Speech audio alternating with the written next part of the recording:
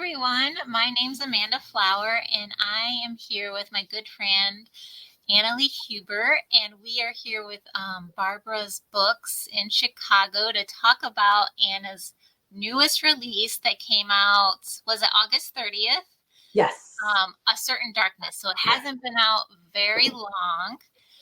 Oh, yes. Yay! There it is. And I'm going to introduce Anna, but first, for those of you who might not know, just give you a super brief introduction to who I am.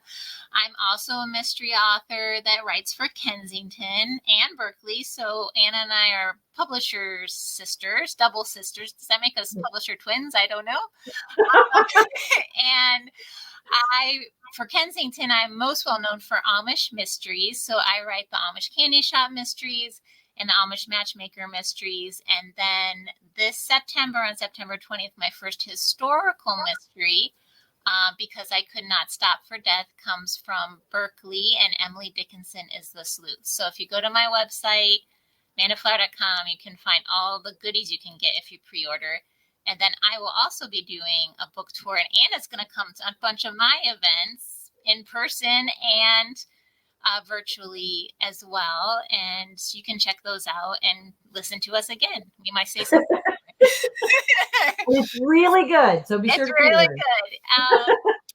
So for those of you, and I know why you're here to listen to Anna talk about Verity Kent. So for those of you who may not know, Annalie Huber is a USA Today bestselling author. She won the Daphne, which is a big mystery award. And she is the author of the Verity Kent and the Lady Darby mystery series. And she also has a big exciting thing coming up that she'll talk about later. And she lives in Indiana with her family. So welcome, Anna. Thank you. And thank you so much for joining me, Amanda. And to Barbara Bookstore for hosting us, for sure. Yes. And thank you, Barbara Books, for hosting us. You can order from them. Like, we got to give them the plug. Order from them. You can also order all of our books from them. Yes. So, and even if you buy from Barbara Books, you can still get free stuff for my pre-order thing. So you don't want to miss out on that. So Anna, your series is set post World War I, and your Lady Darby series is set in the 1830s, correct? Mm-hmm. So what made you change time period? And my question is, for the research, how was it easier because things are better documented, or was it overwhelming because there was so much information? Yeah, so I switched time periods because I'd always wanted to write 2 series at a time. So I had like one of each coming out each year. And it was kind of a refresher to get to kind of change worlds. And so hopefully I would never get sick of them, So, and so I have always been fascinated with World War I. And so when I was looking around for ideas, I was, I just needed that right hook. And it just kind of was happenstance. I was looking for ideas, and I just happened to be was focusing on that World War I era. And I just happened to be looking, I don't even know how I got on this website, but I got on MI6, British intelligence this website. Who knows? As authors, we go down these rabbit research holes, and like, we don't even know why we end up where we end up. But anyway, I was looking at their page. They have like a history page that's got kind of just a brief overview. And I discovered there was like thousands of women that worked for them during World War I. And I thought, whoa, wait a minute.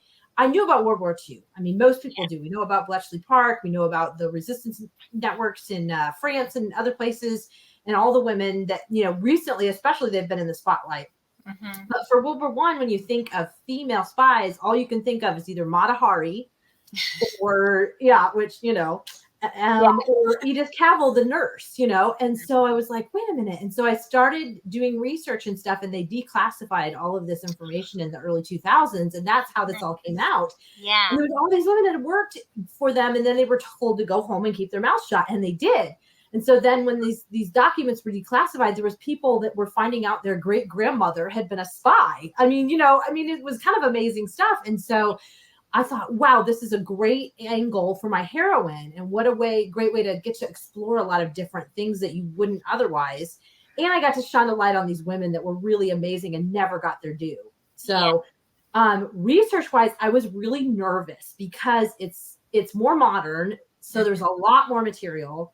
It's a lot better documented. And to me, that's like also, what if I missed something? You know what I mean? Like, because more people know about it, it's more easily accessible, but we all have finite time, the amount of time. So when you're doing your research, it's like after a while you have these deadlines and you have to set it aside and start writing. And so you have this fear of, what if I missed a critical source, you know? And so for the 19th century, especially Scotland and stuff, it's a lot harder to find the resources. So a lot of times I feel like I've pretty much tapped it out. And so if I miss something, then a lot of people probably don't know it. And so I'm okay.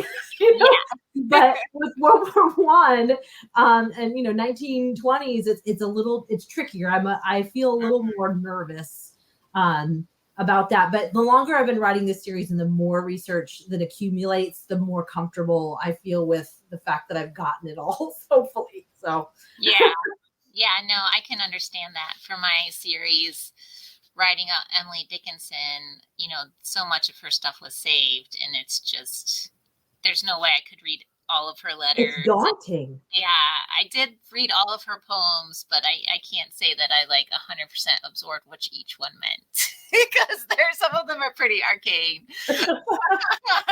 But I felt obligated to do that. Right. So I totally understand that. So you kind of told us how you came up with Verity Kent because you found these women. Yes. And so how is she, this is something someone else like myself and you who write multiple series, how do you make her and Lady Darby different? Because I certainly don't want someone to read my Emily Dickinson book and be like, she could have been in the Amish candy shop. Right. Yeah. I mean, yeah, I try to definitely give them different characteristics. I mean, Lady Darby, the one big one is that Lady Darby is uncomfortable in society. It's one of her big things. She's awkward. She's not the darling of the ball. She's never been that kind of person. Whereas Verity is, I mean, she's basically a celebrity. I mean, she's like the woman, she can socialize with the best of them. And, she uses that as her cover in many ways as a spy in that. And so that was a big way. And just all the things that branch off of that and the way people view them and all of that, helps me differentiate them. But also it's, and also their backgrounds, I give them very different backstories and the skills they bring and the language. A big thing for me that separates the series is that language, because it's only 90 years difference, but the way someone spoke in 1830 is very different than the way they spoke in 1920. And I like to read firsthand sources and diaries and journals and things because they really give you a flavor and a feel for that rhythm of that language of the time. So when I'm writing, I rarely ever have trouble because I know by the language I'm using whether I'm in the right character's head. So. Yeah, and kind of going along with that, a question that I get all the time writing multiple series, and I have my answer. I'll answer after you do, but how do you head jump throughout the day, or do you have to say you're drafting a Darby book, and then your editor's like, I need you to get me there's these edits for Verity. Right.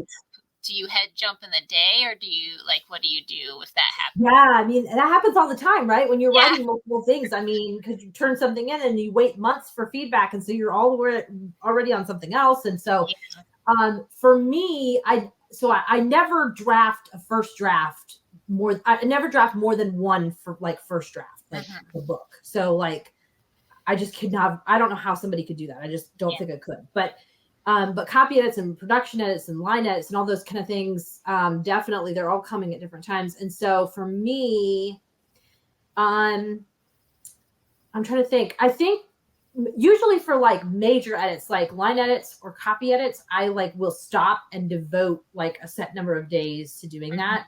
But if it's like the final proofreads, then a lot of times I break it up into a number of pages and just do it during the, like, spread it out for however long I get to have it.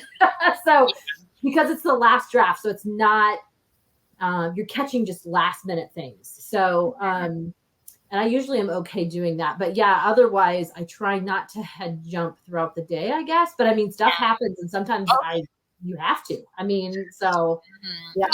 Yeah, my answer would be the same. Like I don't like to do it, but sometimes you have to. But yeah, I definitely couldn't, like you said, draft.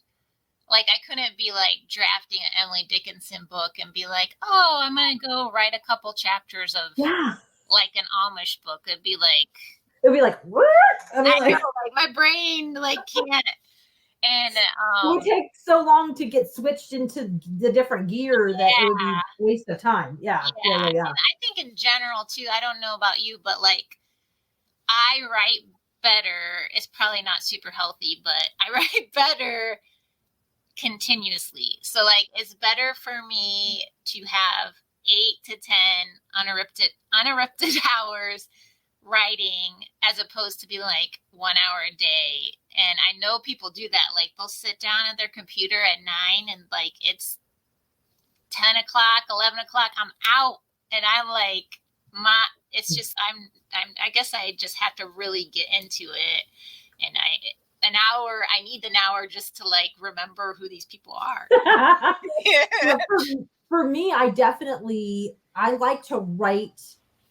When I'm writing the bulk of the book, I like to write it as fast as I can, like time, like day wise, like in a row. You know what I mean? Like I want to just stay in that world and just, you know, for me, because I've got kids, I've had to learn that I rarely ever got that much chunks of time. I preferred having like 4 hours at least, you know, but so I've taught myself how to like, but for me, it's the staying in. I have to stay in it continuously. You know what I mean? Like, and so, you know, maybe I only got 2 hours this day and I'll get 3 tomorrow and I'll get 6 the next, but it's like, at least I'm like keeping it continuously going and my thoughts. But yeah, I don't like switching gears. It's something we have to do, but it's so much easier to just be able to stay in it because, you know, to draft it. So, yeah. Yeah. So how do you like, say you have to go take your kids to like practice or ballet or whatever, like how do you do you just like while you're driving, you're just like thinking about your book, but they're also I do. I'm like constantly jotting notes down or just random bits of dialogue or like, I always try when I'm stopping for the day to take like the last 5 or 10 minutes and like get out like what I know is coming next. Like I've already had in my thoughts. So like, okay, so they're, you know, she's going to say this and he's going to say something like this. And then, and then we're going to do this. And like, so that I have like a little running, like jotter of like, you know, whatever, 5 to 10 things. So then when I'm diving back into write, I'm like, oh yeah, that's what's next. And so that helps me like get back into where I was in that headspace, because I may not have typed out exactly what I was going to have them say next, but it like gives me like the running idea of what I was thinking of. So like, I like to stop in the middle of a scene rather than the end, because it helps me get into it faster, I guess I would say. So I don't spend time going, well, what's next? You know, how do I start this? You know, so anyway. Yeah, no, I think that's a great tip for anyone that's like writing or wants to write, is to like, because I do the same thing. Like if I know I have to stop for the day and I'm not going to return to it because something's going on, I will write, you know, next scene. And it's just going to be like little hash marks and like, talk to this suspect, or, you know, someone gets shot. I don't know. He asked her about this. Like, this one falls in the lake. So we're kind of leading into, I have a question about Sydney, but we'll come back to Sydney. Because we're talking about the writing process. So I thought that would be a good thing to concentrate on right now. So your writing process, can you just tell us what what it normally, in an ideal world, how it would go, So I'm lucky this year. My youngest is in kindergarten, which is like heaven because I get like almost a whole work day for the first time in forever. So for me, ideally, get the kids up, I get them on the bus, I get back about 7:10, and I try to get like some exercise in first and then sit down and I write, and I try to focus on my writing when I have the longest chunk of uninterrupted time, and like save emails and creating graphics and social media and all these random things that authors have to do that eat so much of our time for like later, like when my girls get off the bus at 2:45, I, get them snack and help them with homework and all that stuff, but then they're playing or they're doing whatever. And so, or I'm running them somewhere and sitting in the car waiting on them. And so I'll try to do those kind of things then. And then hopefully I've done enough writing for the day. I don't have to write that night, or for the week that I don't have to write that night. My goal is to not have to work in the evenings and to not have to work on the weekends, but most of the time, when you get closer to the deadline, the more I have to work in the evenings or the weekends, and it happens every time. It's like I've given up on ever being far enough ahead to not have that happen. No, I totally understand that. I keep saying that, like, someday I'll get to a point that I won't work on the weekend, and that day has not come. And it's just like, sometimes I get a little bit jealous of people that have jobs that clock in and clock out, because our job is never over. Yeah. Never, ever over. And, at the same time, my husband, who does have a job that he clocks in and clocks out, is like, yeah, but you are sitting on your bed with cats doing your dream job, so I don't want to hear it. So that's fair. That's fair too. But also, I would like to not have to like write on every weekend. And there's then definitely trade-offs. I think something too. Sometimes, like, if your deadline falls close to a holiday, I've written on Christmas and Thanksgiving, so I've gotten savvy to really negotiate those deadlines not to fall that way. Like, because I had a deadline for my last contract for Source Books, which was 3 books. And now I have a new contract, which is 2, but the 3 books, the book was always due January 1st. Oh, no. And so, like, then I had one of the negotiating things is now the February 15th is the deadline, because you think you're going to be like, oh, I'll get it done early. And then never. I know. Yeah. I have a deadline of December 1st. I've had one forever, which was great. I mean, it can get a little tricky with Thanksgiving, but Thanksgiving's usually not so bad. I mean, like, if it's December 1st, even if I end up asking for a brief extension, it's still done before Christmas stuff comes up. So I totally hear you. Yeah.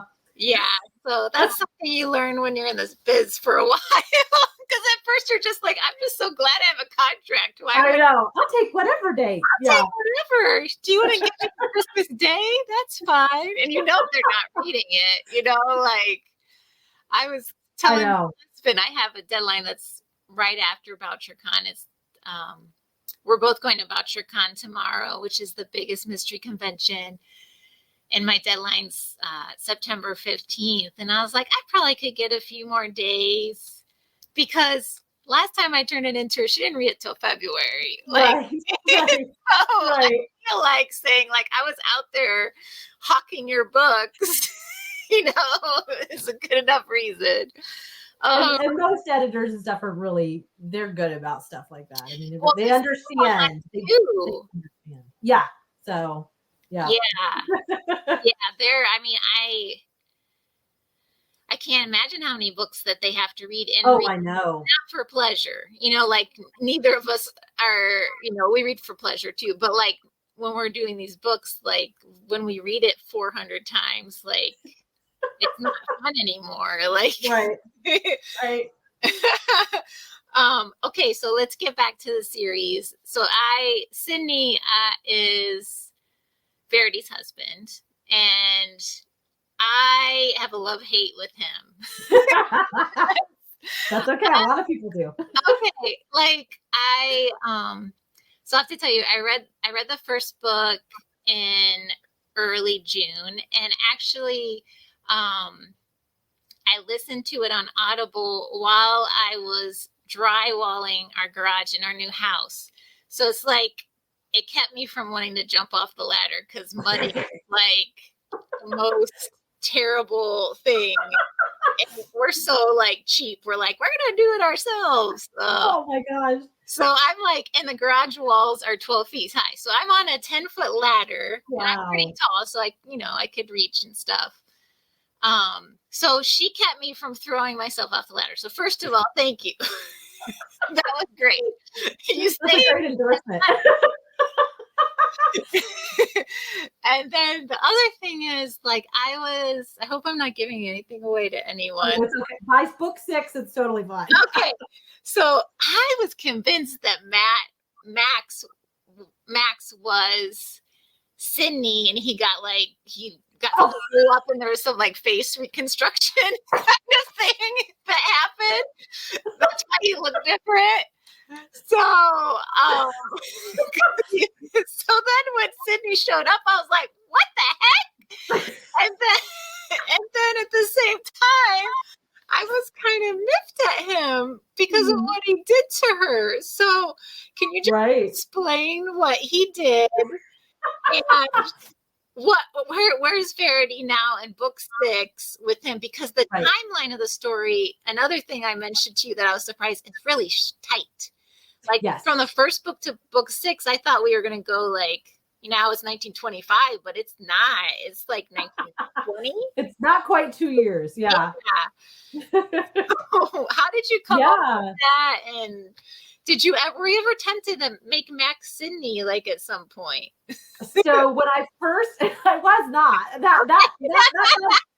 that twist, but when I first plotted This Side of Murder, I did not plan to have Sydney. He was dead. He was just dead. He was really dead. Yeah. And I was writing it, and I got to the scene near the middle, and he showed up, and I was like, whoa, wait a minute. Oh, this is really good. This is juicy. You know what I mean? And so I was like, I'm just going to go with it and see how this goes. And then I just loved it because it was such a twist, and it allowed me to explore a different kind of relationship. My Lady Darby series they meet in the first book. It's the first time they meet. And so we see them from the very beginning. And then, but for Verity, it allows me to get to explore a marriage that it's in a totally different place. They've been separated for 4.5 years. Her husband was genuinely wounded, but then allowed himself to be reported as dead. It was during a time when it was real chaotic at the front. The Germans had pushed forward. It was their biggest push forward, and they pushed back the Allies. And during that chaos, he's believed to be dead. And so, and his reasoning is he has to recover from being hurt. And it was friendly fire. He was shot by a fellow officer, a British officer.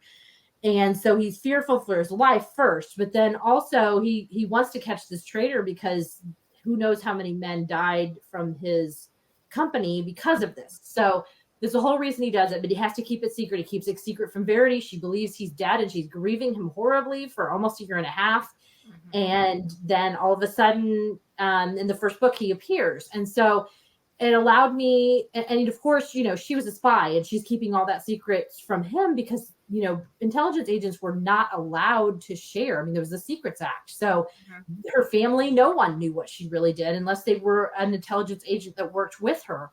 So it allowed me to explore that aspect of they've been separated, first of all, but now they've had completely different experiences. They've been keeping all these secrets from each other. How on earth do you repair a marriage after that? And there were so many marriages that, the divorce rate skyrocketed after the war because of all these things. I mean, even without the wife being a spy, what I mean, and the husband should be dead, Yeah. So I really liked that aspect of getting to approach it that way. And the more I delved into it, the more I just really, of course, I know Sydney deeper than other people do. Yeah.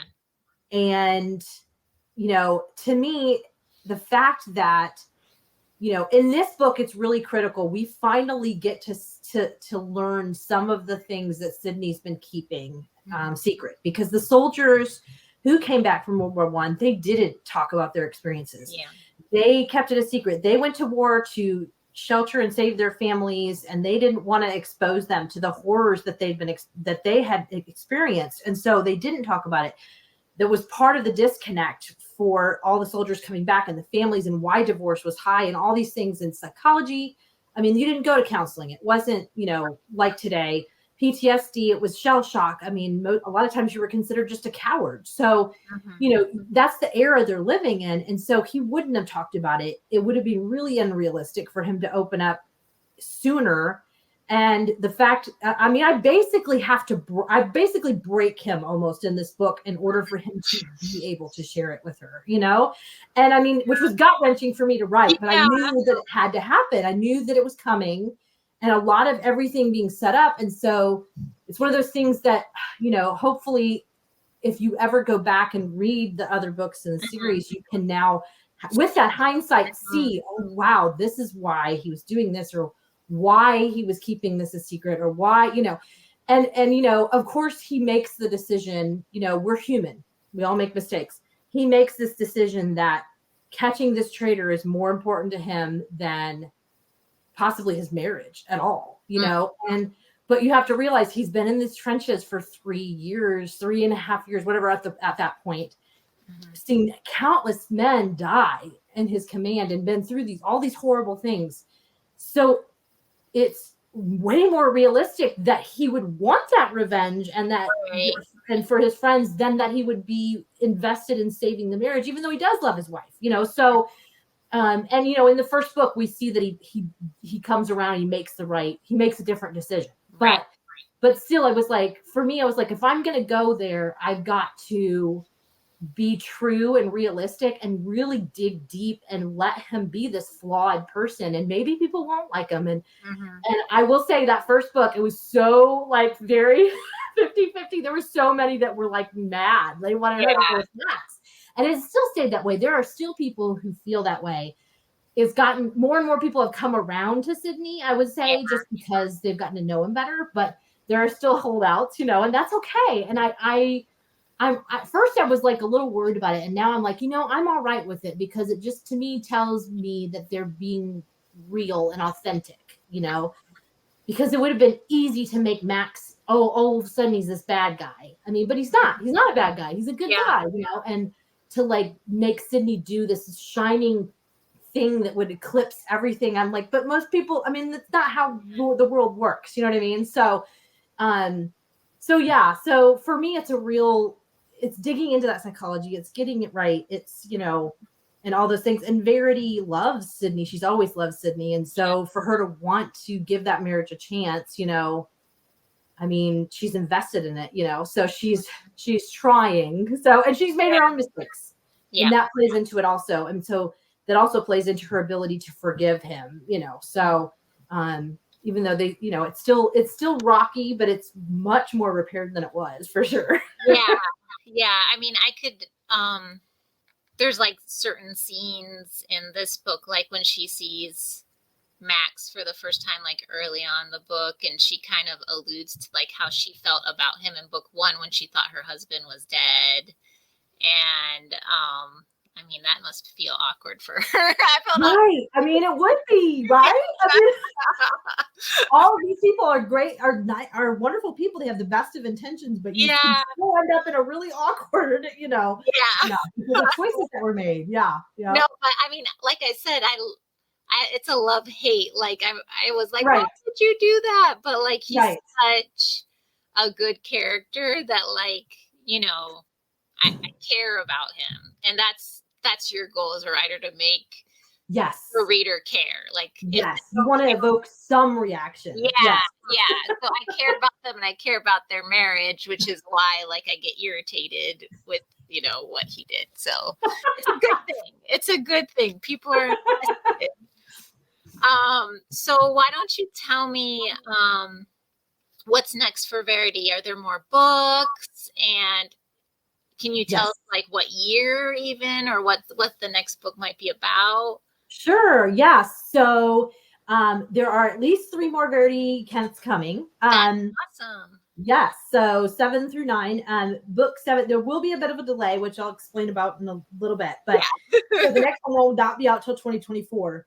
Mm-hmm. But I kind of allude to it. I do allude to it at the end of this book. They're going to end up in Ireland. Okay. It's going to be a big challenge for me because it's the Irish Revolution. And so I've got a lot of research to do, and it's going to be a challenge because I want to get it right. You know what I mean? But that's a really touchy subject to some people. You know what I mean? So it's going to be interesting, but I know it's the right fit to send her, and it's going to be a really interesting angle. Because of her background and because of who she is personally, and because of the setup that I've done in this book, kind of messing with her and her sense of loyalty and truth and all that stuff of what's happened and who can she trust now, so I'm excited about that. It's definitely going to be a challenge though, but yeah. Yeah. And then what year is the Irish Revolution? It'll be 1920, so it'll be just a couple months after a certain darkness. Yeah. Yes, but I mean they're trying to catch Ardmore, so it's like a can't let too far of a gap. Yeah. Her arch nemesis. So up to no good, and they got to prove it. Yeah, absolutely. And then what about Lady Darby? What's coming up with her? So Lady Darby, let's see, book 11, A Fatal Illusion, is out next year. I don't have the exact pub date. I think it's going to be June. They bumped it a little bit because of the way the publishing schedule has worked out. Mm-hmm. And that also follows up the last book. The end of A Perilous Perspective, Gage gets a letter from his father's valet, and his father was attacked on his way to Edinburgh to see them. And so they're racing to him. They don't know how bad he's off he is, what happened, all that. So that's where that book picks up. And everybody who's read Lady Darby knows Lord Gage is like the character you love to hate. He's not a nice guy. And so this book really explores him and his relationship with Gage. And now he's got a granddaughter. And why is he the person that he is? So right.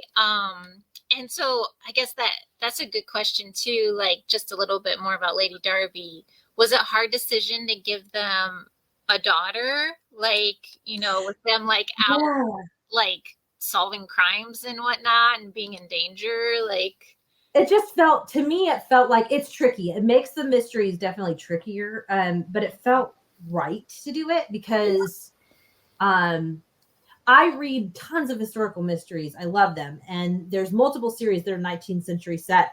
And a lot of times authors get away with the child problem by like the woman can't have a kid or gets hurt, or I mean, like there's all these things, but I felt like, okay, I feel like I didn't want to do that. I didn't want to make it an overused thing, So and I thought, well, I mean, of course they're going to get pregnant. You know what I mean? They have a loving marriage. So, so it was tricky. I knew that it was going to be really tricky, and it's changed the course of the way some of the mysteries can be done. But the fact that they have a nanny and a maid and a valet and I mean, all these things, it does make it easier because they just pass them off. You know what I mean? So it's not like they've got the kid on their hip, So yeah. It just, I guess it makes the timeline a little trickier is what I would say. So just because they can't just take off and not come back and to their kid, especially since she for 6 weeks because we have to solve this crime, and then the poor kid is fine, with the nurse or whatever it might have been at that time. So can you tell us also about your why is there a delay for Verity? What I know, but they need to know. So I was approached by one of my publishers and asked to write a straight historical fiction book, my first one. And the only caveat was that they wanted it set on the Titanic. So I am writing a historical fiction book set on the Titanic. I found a trio of sisters from Canada who were actually passengers on the Titanic with their family, and I had never heard of them. And their backstory, the information I found about them is absolutely fascinating. I'm super excited. So it focuses on the three sisters. It's from all three of their points of view. And it's almost all of it set on the Titanic, the story. And then, of course, it's all the other things mixed in and all that. So I'm excited. It's been a challenge. I have been just like completely immersing myself in Titanic research because there are people who are rabid fans and know every single fact. And I knew that I could not get it wrong. So I've been doing so much research. And so, but yeah, I'm excited. I'm writing now. And so it's moving along. So that will be out early 2024 because they like to have a long lead in. But because I took that project on, that kind of bumped everything else back. And so that's why there's going to be a bigger gap than usual. So yeah. Oh, but so how is it? I mean, you just started writing it, but how is it different from writing? I mean, you've written Gothic before, but how is it different from writing history? For sure. Well, I mean, because I would say the plotting's different, definitely. I mean, with the mystery, your main goal of that plot is to solve that mystery, and then you're weaving in all of the other elements with that, whereas with this, it's their story, basically. I mean, it's the story of the Titanic, but it's really their stories weaved into the Titanic. So there's not really a mystery. We all know what happens to the Titanic. We do. I would say that's the biggest trick for me. And also, I have always written first person with a single, narrator. And so I'm writing third person with 3. And so that's been a little bit of an adjustment. Not too much, but it's definitely been a little bit of an adjustment. And they're real historical figures. And so it's been a balance of I've chosen that I'm going to name them something slightly different and just base it on them. Like it's definitely supposed to be about them, but it's not them necessarily because I could not find enough about their time on the Titanic that I felt comfortable saying this is their story. Right. So just for me, so it's based on them. So So have you, I guess my question is, Titanic's 1912, correct? Yes. So it's possible, is there like descendants related to them somewhere up in Canada? Or yes, there are. They have descendants. Yeah, that too. So yeah, I mean, and you just want to be respectful. So I mean, if I could have found a huge amount, a treasure trove of firsthand research of all, I mean, there just wasn't enough, so that's why I'm like, I'm just gonna base it on them and not, because I wasn't able to interview them. I wasn't ever, all those things. Not these biographies written about them, There's like a page worth of information. That's it. Some of it's really good, juicy stuff, but other than that, so. Yeah. Well, that's cool. And that's something you can put in like your author note at the end. Yes. And I'll be like, this is what's true. And I had, so like for my Emily Dickinson book, obviously she didn't solve any murders that we know of. We don't know.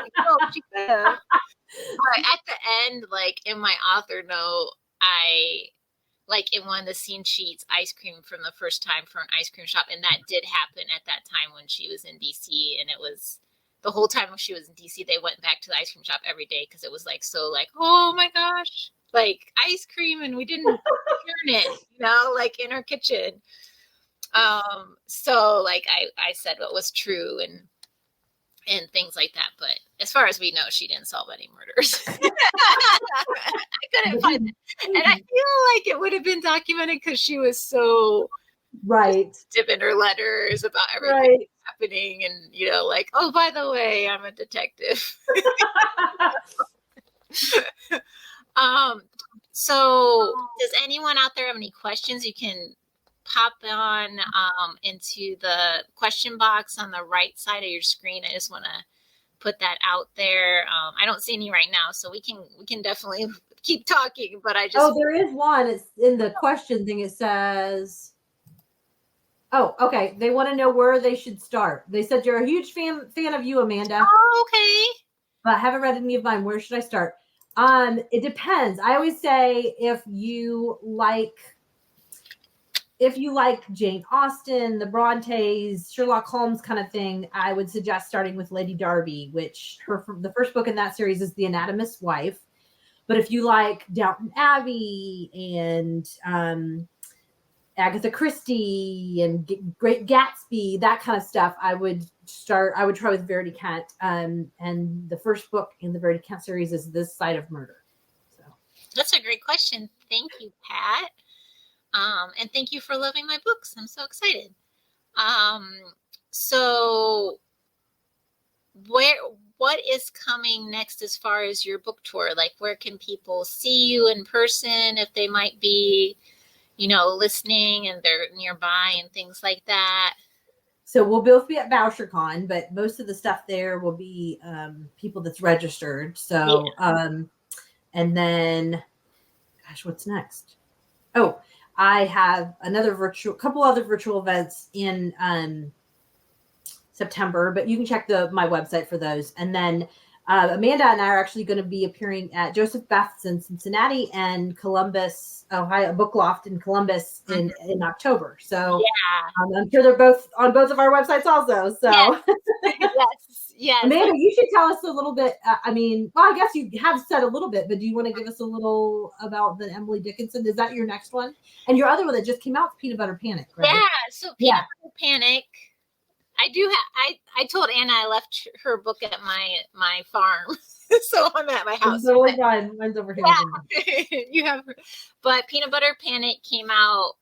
It's also Kensington, like Verity Kent. It came out a week before Verity, so it's set at Thanksgiving. So it's a fun fall read. And someone's allergic to peanut butter, and they slip it in.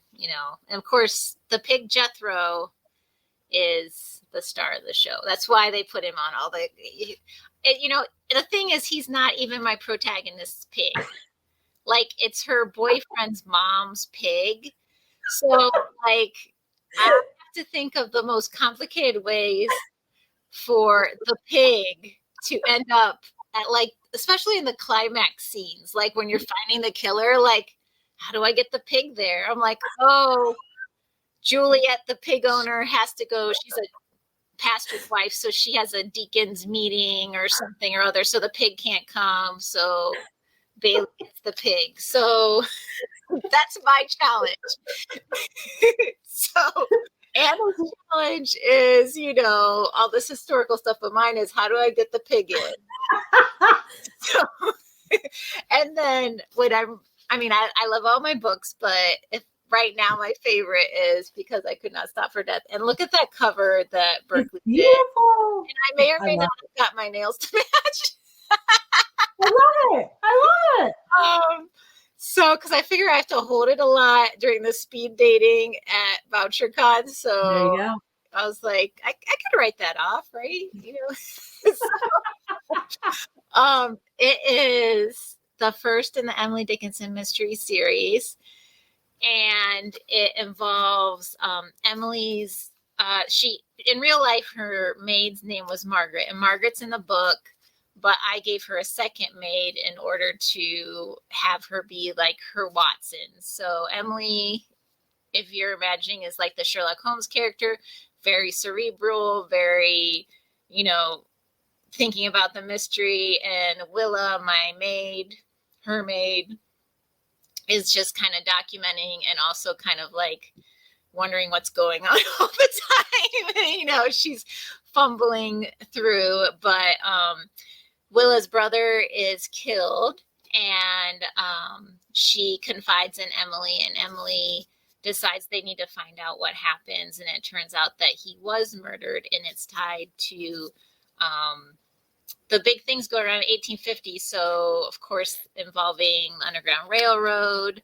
And I think my challenge was, I knew, like, my history passion is American history, and especially like 19th century, turn into the 20th kind of. So I was like, oh no. if I write about this time period, I think it would be irresponsible to ignore Right.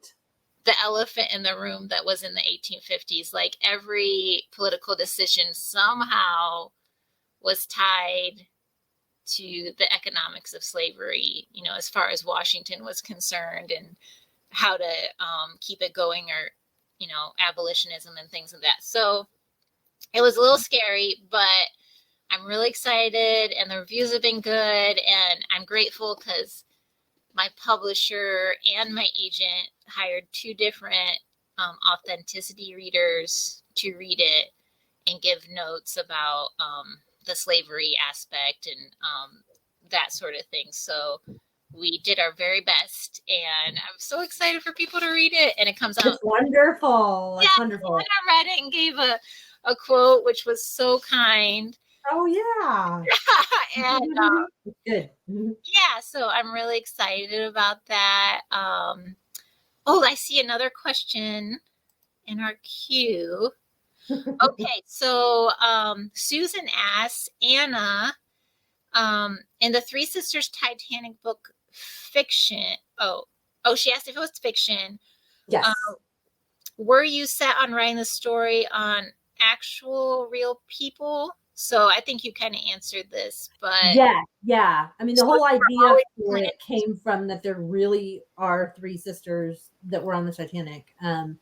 And I'm using a lot of their known facts about them. It's just there wasn't enough to really flesh them out. Mm-hmm. So that's why I'm saying it's based on them. So it's their story, but I'm to be, I don't know what the right word is, err on the side of caution. I'm not going to use their specific names. It's based on them. So, but yes, it is fiction. It is historical fiction. So yeah.